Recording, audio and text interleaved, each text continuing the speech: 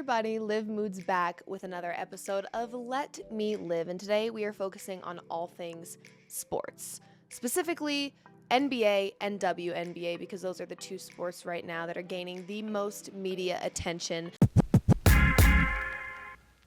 I am a Denver Nuggets fan, so as you can imagine, I'm a little sad. I'm a little disappointed, but actually not entirely. I felt like I was about to spend the remainder of my summer, or most of my summer, on an emotional roller coaster ride with this Denver Nuggets team.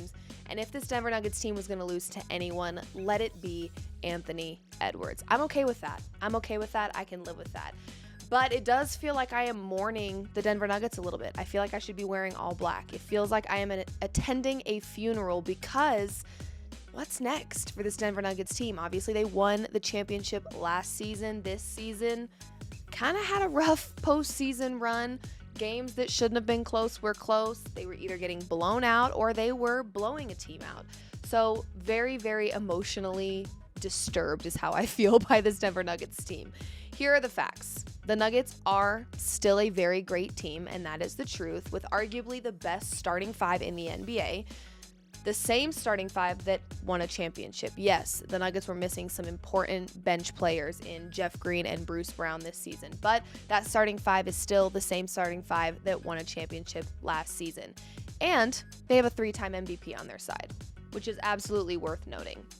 So what went wrong this year? Or who is a better question.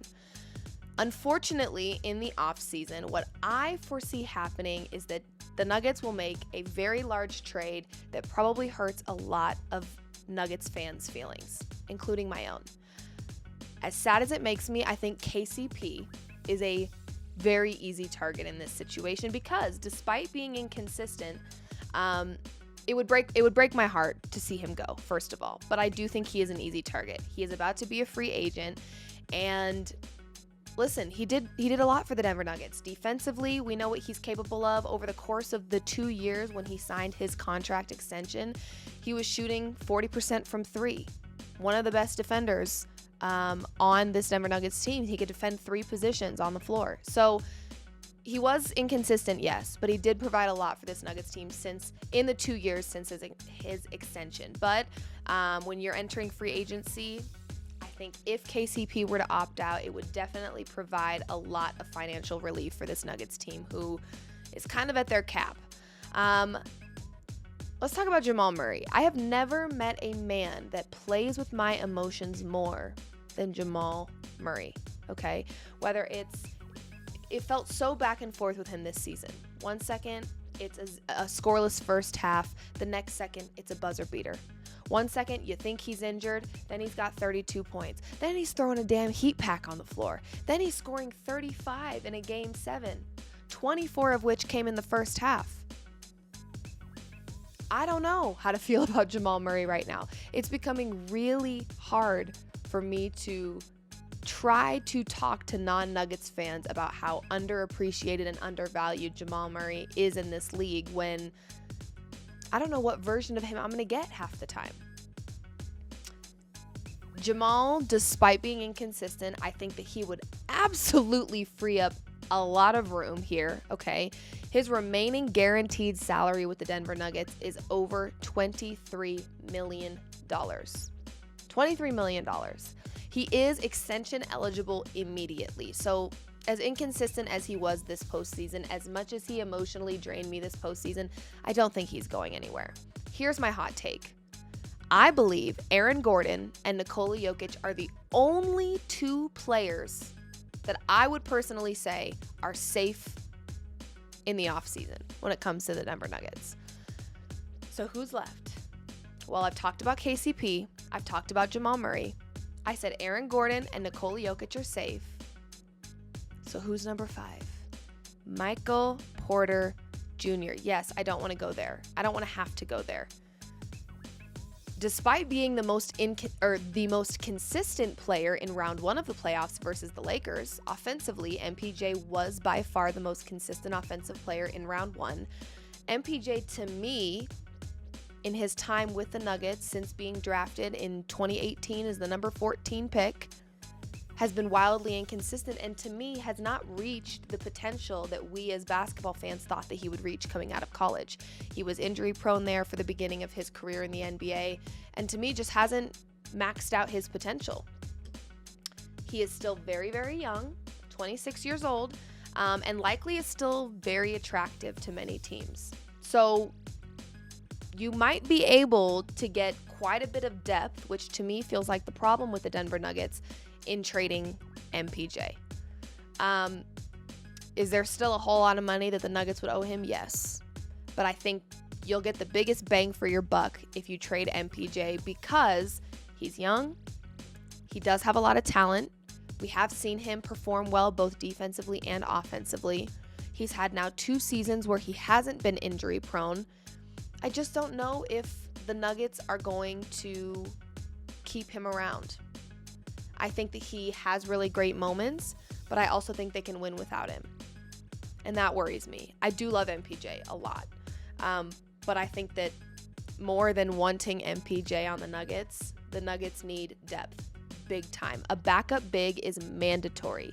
There has got to be someone that you can trust behind Nikola Jokic. He played 47 minutes in Game 7 versus the Timberwolves. 47. All but 1 minute. As good as he is, that's just not sustainable moving forward. I love DeAndre Jordan, but he's not the guy. He's not the answer. So a backup big is mandatory. Let's talk about our bench. Christian Braun, to me, was the only player I trusted to clock some serious minutes in the postseason, and clearly Coach Malone felt the same. We rarely saw Peyton Watson. We saw Justin Holiday there for a little bit with a pretty solid plus-minus. I believe one of the best in the first chunk of this Timberwolves series. But outside of that, Reggie Jackson nearly gave me a heart attack in every game he played in the Lakers series. So we saw Christian really being the only guy getting some serious minutes off the bench. And benches matter. Just ask Naj Reid, okay?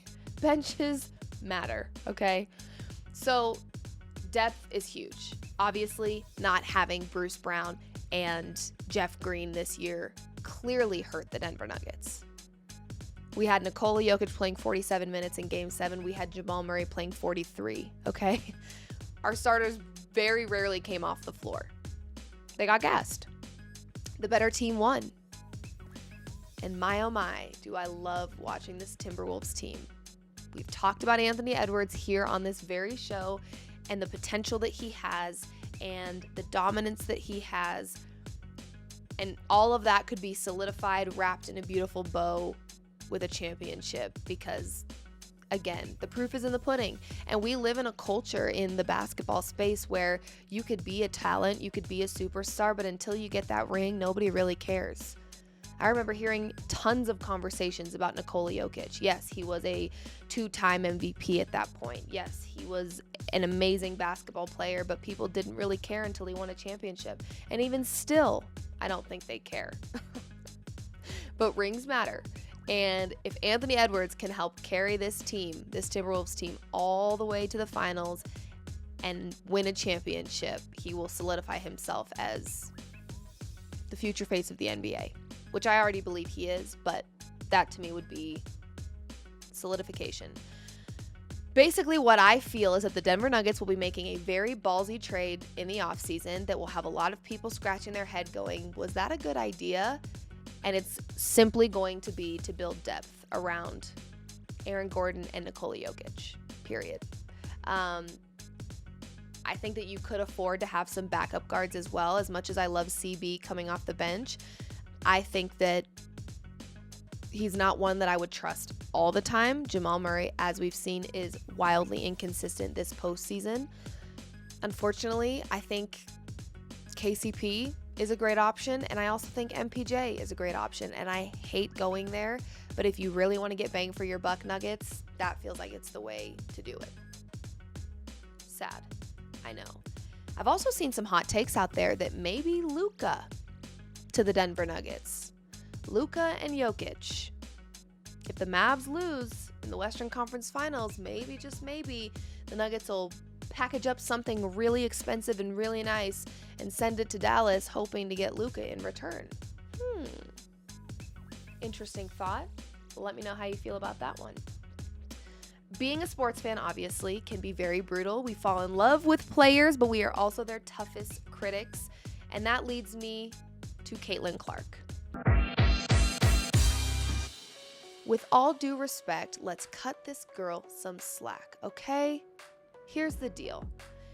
Kaitlyn, to me, actually, it's funny. I watched her in college and obviously loved her game. I actually said to my family a lot of the times when she was playing, like she plays like Steph. I can't explain it, but she's got some Steph juice in there. Obviously, they're very different players for many, many reasons. But there was something about her game that I just enjoyed watching. Obviously, we know she's a sharpshooter. She is one of one. She's a generational talent. But I also have come to find out and learned the more, obviously you get on X, you get on Twitter, you start kind of seeing how people are feeling. She's a very polarizing player. She brought a lot of new attention towards the sport of women's basketball, attention that these athletes have deserved for a very, very long time. But she put a lot of eyeballs on this sport. A lot of new, young eyeballs. And in doing that, I think that we kind of placed her under a microscope a little bit. But here are some things that I do know to be true about Kaitlyn Clark. She elevated the young WNBA brand alongside players like Angel Reese, who I believe who is also a polarizing player. But we've got these young now WNBA players who in college built their personal brand, played a certain type of way that made the sport of women's basketball and WNBA attractive to a lot of people, when it maybe wasn't always attractive to those people. So they've elevated that young WNBA brand. And I say young because I don't want to discredit the GOATs of WNBA that have done the same thing, just didn't get the same attention. We live in a world now where I can find out the score of a game on X and Twitter before I'm seeing it on my TV. We're just quick with it, okay? So when you see the highlights, when you see the pregame outfits, when you see the postgame pressers, the comments made by, Mulkey and Angel Reese, we feel more involved. We feel more attached to things that have nothing to do with us, to people who don't know we exist. It's the world of media. So players like Angel Reese, players like Kaitlyn Clark have made that young WNBA brand elevated, in my opinion. Kaitlyn Clark is also a generational talent, which I mentioned, despite having an imperfect WNBA debut. She's human. But all of these positives I'm talking about, elevating the brand, generational talent, they come at a price. Like I mentioned, when you are great, all eyes on you.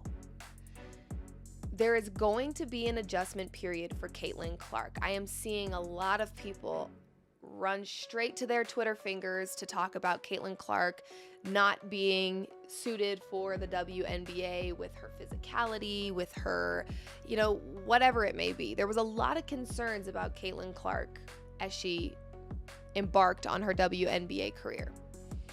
There's going to be a period of time where she needs to adjust and get acclimated to the upgrade in talent she is up against on the professional level. It's different. We've seen former players talk about it. We saw former players talk about it before she even played in the league for the first time. There's going to be a learning curve. There's going to be an adjustment period. But we mustn't forget, we are watching her under this microscope, a microscope that we're not watching every rookie under. When you do great things for the WNBA, there's a lot of people she brought from college women's hoops to the WNBA from a viewership perspective. There's probably people right now watching the WNBA for Kaitlyn Clark that have never wanted to watch the WNBA before. So that being said, we're watching her under a microscope as a rookie that we're not watching all rookies under. The microscope right now feels like it's pretty heavily spotlighted on Kaitlyn Clark and not all the other rookies. Why? Because we're willing to maybe give a little more grace to the other rookies and understand it's their rookie year. You're going to make mistakes. You're going to turn over the ball. We need to give her a little grace. People were worried about her physicality. Exhibit A. People were worried about her offensive production against the WNBA level defenders. Exhibit B. About some of the off-the-ball contact she's dealing with, which she told us the other day, I know I'm going to get grabbed, I'm going to get chucked. Backdoor, Clark lays it in as she loses Lainey Hamilton. People were worried about the learning curve she would face in the league. Exhibit C. Wheeler finds Clark from the logo. She's going to flop sometimes, okay? That's the era of basketball we exist in, men or women, and oftentimes we reward this behavior. She's gonna flop, and it's gonna drive you nuts. She's going to turn the ball over. Why? Because defenders will prioritize her, and the pressure is high when you are a player of that caliber. Let's not forget, the Fever did get the #1 overall pick for a reason. She isn't magic. Their 0-4 start should not surprise you. They have a very young core. And despite her talent, college ball and the WNBA are very different. So I think, with all due respect, let's just cut this girl some slack and be patient with her. All eyes on you, Kaitlyn, but I also have an understanding that it's just a different level. It's the next level. It's the best level. So there's going to be some adjustments. There's going to be a period of acclimation here. And I'm willing to be patient before I jump the gun and say that you are cooked or you are, what's the word? Overvalued. I'm going to pump the brakes there, and I encourage you to do the same. Let's let this athlete go through her rookie season, and then we'll talk. We'll reconvene at the end of the season. All right? Well, this has been another episode of Let Me Live. I am your host, Liv Moods. Thank you for hanging out with me. We just wanted to talk some sports today. Obviously, mourning the loss of my Denver Nuggets not playing in the postseason anymore. Their season is over, but super excited to watch the NBA with no skin in the game. No sweat off my back. I'm good. I'm chilling. And shout out to Kaitlyn Clark. You're killing it. Keep it moving. Ignore the haters. You have kind of a different pressure applied to you than the other rookies. I understand that. We will be patient with you. But we also are sports fans, and we like to win, and we're competitive. And we think we know everything sometimes. I know I sure do. So we'll back off. But time is a ticking. I'm playing. Thank you for being here. Appreciate you guys. This has been another Let Me Live episode, and we will be back very soon to talk more sports, entertainment, politics, you name it. It's here. We'll see you soon.